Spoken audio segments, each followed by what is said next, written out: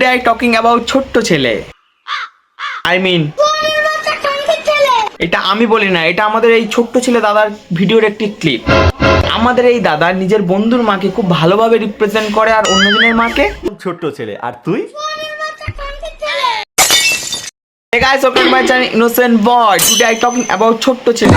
কি ছোট আমি জানি না, কিন্তু মানসিকতা তো অন্য কথাই না দিয়ে মন কানে গুঁজে নাও হেডফোন, লেটস স্টার্ট। তাহলে আমি তো 25 পেয়ে পাস করেছি, লোককে খিস্তি মারলে সমস্যা কোথায়? আমাদের এই দাদার উক্তি, দাদা অঙ্কে 25 পেয়ে পাস করেছে বলে দাদা যাকে যা খুশি বলতে পারে। ছোট্ট ছেলে। আর তুই? তাহলে বস্তির ছাবড়ি যাদের শিক্ষা নেই তাদের সঙ্গে তোমার কি পার্থক্য? একটা ক্লাসের 5-এর বাচ্চা নেই লোকের মাকে সম্মান দিতে। সঠিক বলেছেন। তো ক্লাস 11-এ ম্যাথে মাত্র 25 পেয়ে পাস করেছি, তাহলে এগুলো হচ্ছে ছোট শিক্ষা আর নিজ মানসিকতার পরিচয়, যেমন তোমার নাম। তুইও তো নিজের স্বার্থের জন্য 11খানা ভিডিও বানিয়েছিস এই একই কন্ট্রোভার্সিটা নিয়ে। আমি কি বলতে গেছি?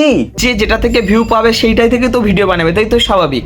যেমন তুমি তোমার চ্যানেলে 1 বছর আগে রিসেন্ট ভিডিও করলে শুধু ভাই বৌদির ভিডিওই বেরোয়। বলছে তোমার বন্ধু তুষার আর তোমার সঙ্গে একটা ভালো কানেকশন আছে, তুষার নিজের বউ দেখে ভিউ আনে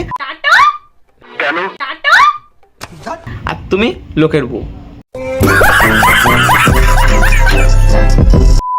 বয়কট আমাদের না, বয়কট সেই সব নোংরা রোস্টারদের করা উচিত। এই রোস্টারদের পরের টার্গেট কিন্তু তোমার দিদি বা বোনেরাই হবে। বিশ্বাস করো, এই ক্লিপটা দেখার পর আমার 1 মিনিটের জন্য মনে হয়েছিল যে তুমি একটা সত্যি বা এদের নিয়ে একটা কোনো ভালো কিছু বলবে, কিন্তু মাঝপথে গিয়ে পুরো হেগে দিলে। দোষটা তোমার নয়, সবাইকে চেটে চলছে আর তুমি তো সামান্য। আর তোমার এই যে বন্ধু তুষার যে বলছে ওপেন বলছে যে ভালো না লাগলে আনসাবস্ক্রাইব করে, তাকে বলে দিও যে বাচ্চা ছেলে যারা ইউটিউবে পানু সার্চ করে তারা তো জানেই না ওটা মানে কি, তাই তারা ইউটিউবে সার্চ করে চাটাচাটি ভিডিও সার্চ করলে তোমাদের ভিডিওটাই প্রথমে আসে। তাই এইসব সাবস্ক্রাইবার বেস নিয়ে নিজেকে আর বেশি অপমান করো না ভাই, খারাপ লাগে। আমাদের এই ছোট্ট ছেলে দাদা অন্যদিকেও খুব ট্যালেন্টেড, এ পারে খুব ভালো নাটক করতে। আর এসবের শেষে সে নিজেই আবার ঘুরতে চলে যায়। আমার জীবনে প্রচুর